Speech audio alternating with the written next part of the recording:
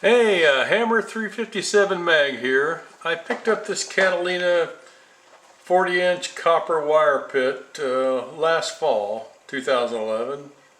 I used it through all winter through May 2012. Let's do a quick look at the copper fire pit specs. It's a 40-inch bowl in diameter. It's 0.8 millimeters thick, and it's supposed to be 100% copper. It's got a nice steel stand, and it's painted with weather-resistant black powder coat. Comes with a log grate, fire pit cover, and a cover lifter. Okay, as far as the usage of this pit last year, I averaged 3 fires a week, October through April. And I used it a couple times in May. And what I predominantly burned in it was seasoned white oak. So the next thing to do is just go outside and just have a look at the pit and see what it looks like after a year. One more note before we go outside. I did mean to mention that the price point on this, I picked it up for $320, including shipping on the internet. Okay, we're outside now. This is the fire pit after one season's use. You can see that the top here or the spark screen as they'll call it, is quite rusted. It's bent. It's not a very good piece of gear.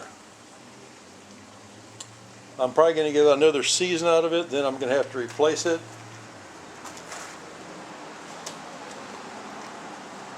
Anyway, the item they provided to pick this thing up was way too short. It's about here.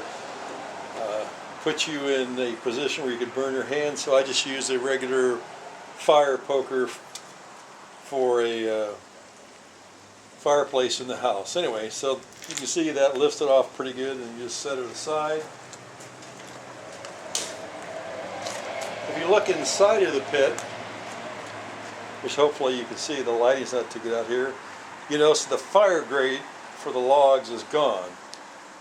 The one they provide with this pit, the metal's not very strong.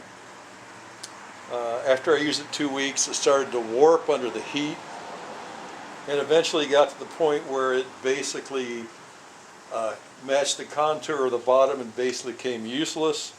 So I tossed that, and I just used the contour of the bottom of the pit to stack the wood, and then I could get a fire going. So what I'm going to do here now is I'm going to clean out the inside of this pit, and then I'm going to put in some vinegar and salt and proceed to take all this tarnish off and see if we can't get to the point where the copper looks good.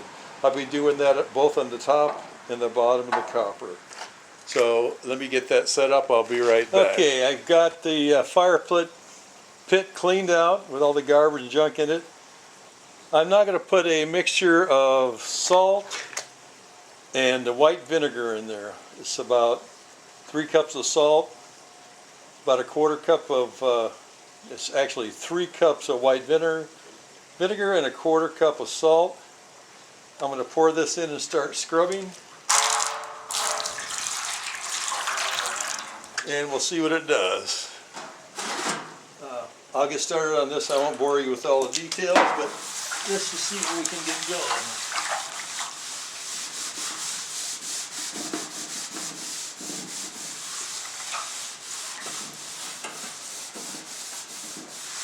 Looks like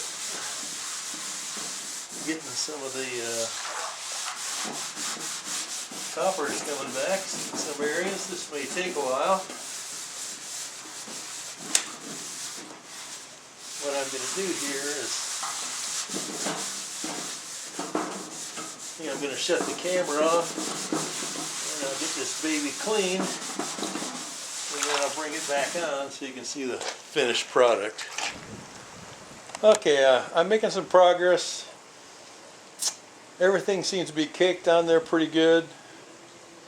I've used some sponges, some heavier duty pot cleaner scrubbers, and even a soft bristled plastic brush. I'm making some progress, but it's going to be a lot of work. I think I got to move over to some Brillo pads or steel wool. So I'm going to go out in the garage and see if I can find some of that. Okay, I'm back. After a considerable amount of time, this is the progress I've made. I couldn't find any steel wool, no Brillo pads, so I used some 150 grit sandpaper, which worked. Got it around the outside.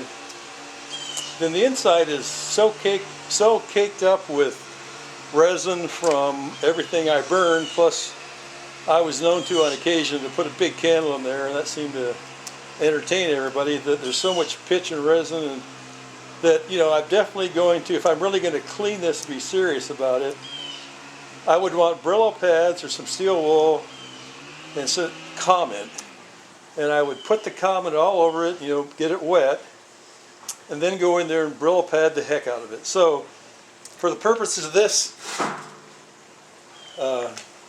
video, I'm not going to do any of that because I'll be out here all day, and I'm really not authorized to expend that amount of energy because I actually might lose some weight. So what I'm going to do is forego the cleaning of the bottom and the top as far as it is. And what we'll do is we'll start putting this thing back together. So let me start.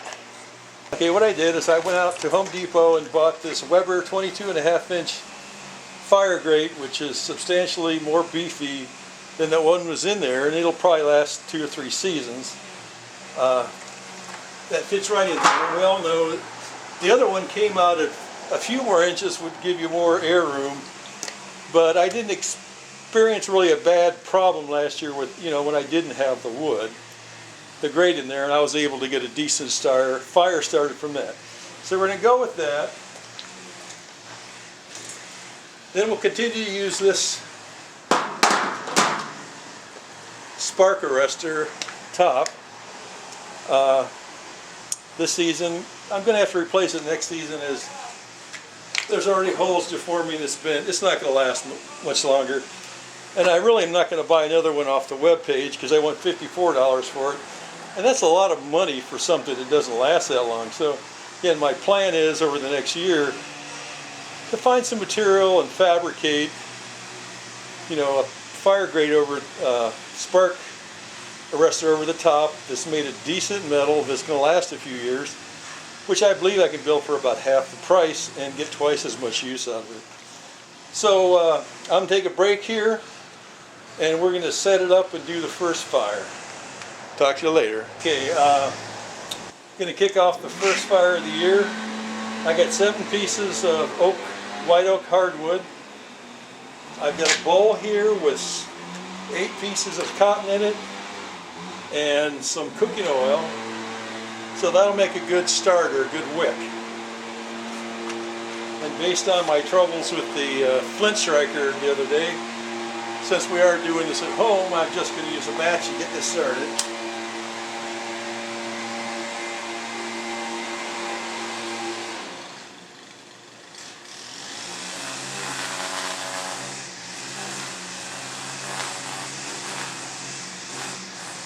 Looks like it's going to be hard as the oil has crept up into the cotton balls a little more than I thought they would.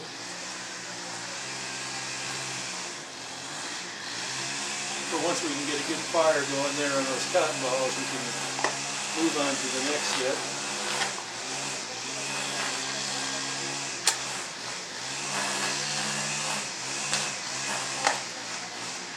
What it looks like is the cotton balls have absorbed too much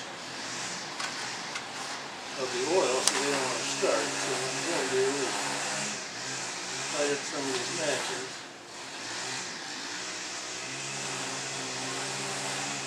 Hopefully that will help.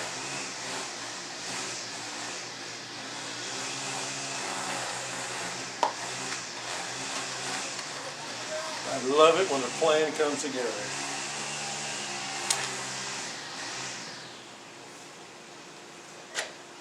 Okay.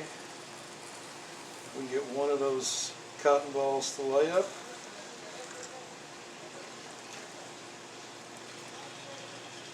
Looks like we may have a few of them going finally. Yes, we do. We're going to go ahead and put some fat wood on top.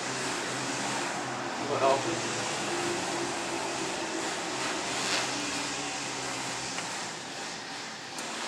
Now, once that's rolling,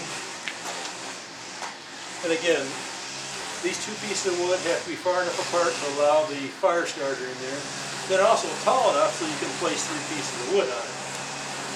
So what I do is I put 3 pieces of the oak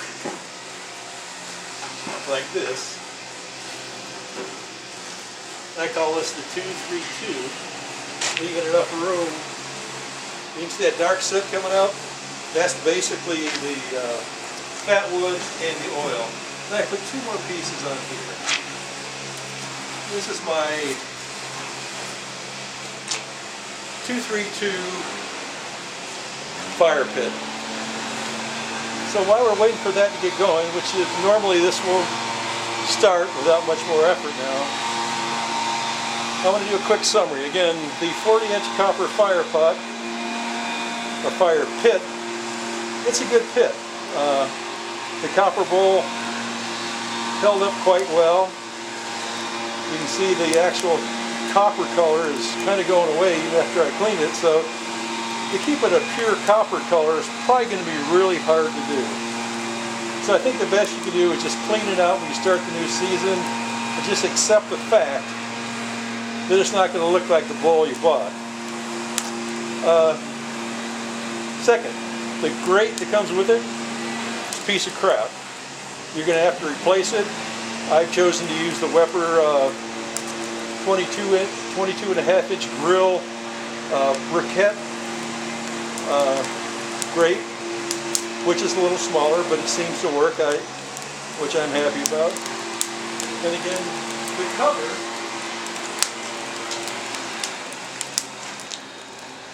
you know, this piece is really a piece of crap, and as it is right now, you can't put it on there. And actually, who puts this on in the middle of a fire anyway? The only time you use it is after the fire's gone out and you're ready to go in for the night. So you put this on because the coals are still hot, everything's still hot, and you know, you want to be able to leave and go to sleep without worrying about it, because it will take 10 to 12 hours for those coals to get on.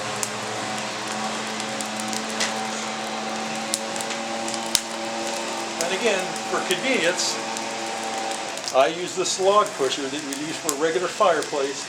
You can use it to push the logs around here. You can use it to lift up the fire grate.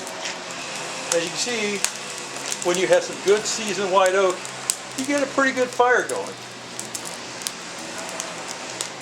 This is Hammer 357 bag. Thank you for your time. Remember, long live rock and roll and the American dream.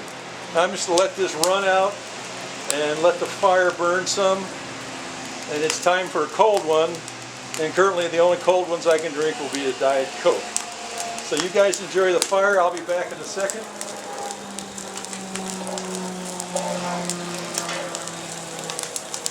By the way, that's a pretty damn nice fire.